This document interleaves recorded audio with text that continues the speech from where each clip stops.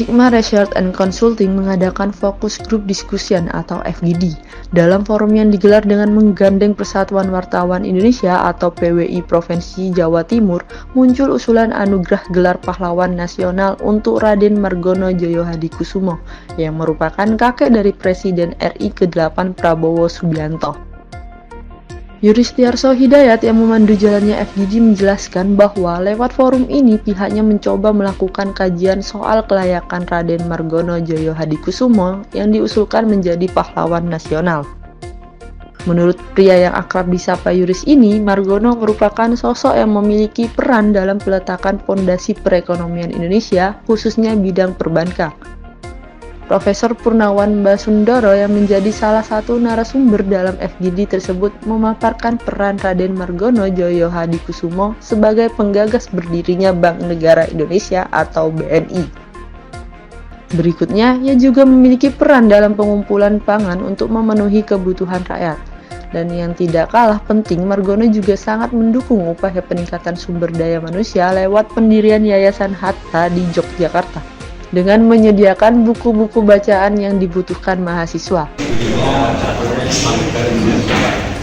samping itu misalnya kita mulai dari periode awal pada masa Jepang itu beliau memiliki peran mengumpulkan pangan dalam rangka untuk menyelamatkan rakyat misalnya. Itu juga merupakan salah satu kelebihan dari beliau. Kemudian pada periode berikutnya pada awal kemerdekaan dalam rangka untuk menyelamatkan perekonomian Indonesia yang pada waktu itu posisi bank sentral itu berada di bawah naungan Belanda, Jawa Subang itu, beliau berinisiatif untuk mendirikan Bank Negara Indonesia yang selain berfungsi sebagai bank sentral juga nanti akan berfungsi sebagai bank regulasi. Nah, ini saya kira dalam kondisi yang krusial, beliau itu memiliki inisiatif-inisiatif dalam rangka untuk menyelamatkan rakyat dan juga menyelamatkan bangsa Indonesia.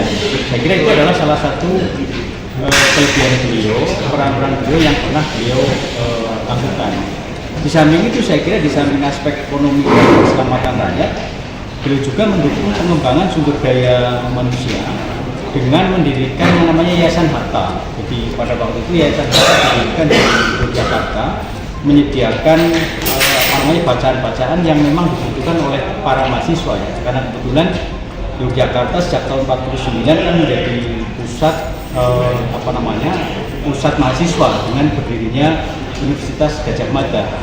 Disitulah saya kira Pak Margono berperan besar dalam rangka mendukung pembelajaran mahasiswa dengan menyediakan buku-buku yang baik gitu ya, dengan mendirikan Yayasan Hatta itu. Karena Yayasan Hatta salah satunya adalah mendirikan perpustakaan yang ada di Jakarta.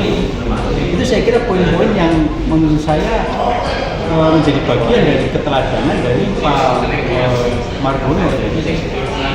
Sementara itu, Profesor Abdul Mongit yang juga hadir sebagai narasumber mengaku kagum pada sosok Raden Margono Djoyo Hadikusumo, sebab menurutnya ia memiliki jiwa nasionalisme yang sangat tinggi.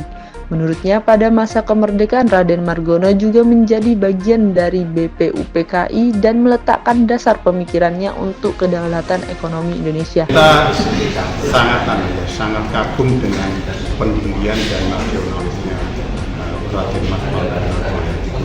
Karena satu, beliau itu dulu adalah pejabat di zaman Belanda, pejabat urusan ekonomi, bahkan beliau pernah menjadi orang nasional Indonesia yang menjadi pejabat tinggi di BUMN sebagai kepala.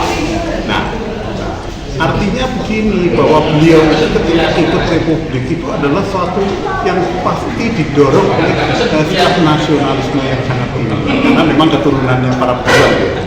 Nah, artinya apa? Kalau di beliau itu zaman itu dengan kekayaannya, dengan kan mau jadi tetap melok Londo, wah itu sebenarnya dari sisi kemakmurannya kan. Tapi beliau sudah masuk ke Republik menjadi bagian perjuangan, dan ketika menjadi di BPUPKI sebenarnya beliau paling aktif di dalam masalah pengembangan ekonomi. Makanya kita lihat bahwa beliau adalah orang yang betul-betul memperjuangkan kedaulatan ekonomi, kedaulatan moneter, bangsa Indonesia di awal kemerdekaan dengan mendirikan satu bank yang disebut bank sirkulasi yang memiliki hak oktroy, yaitu mencetak uang.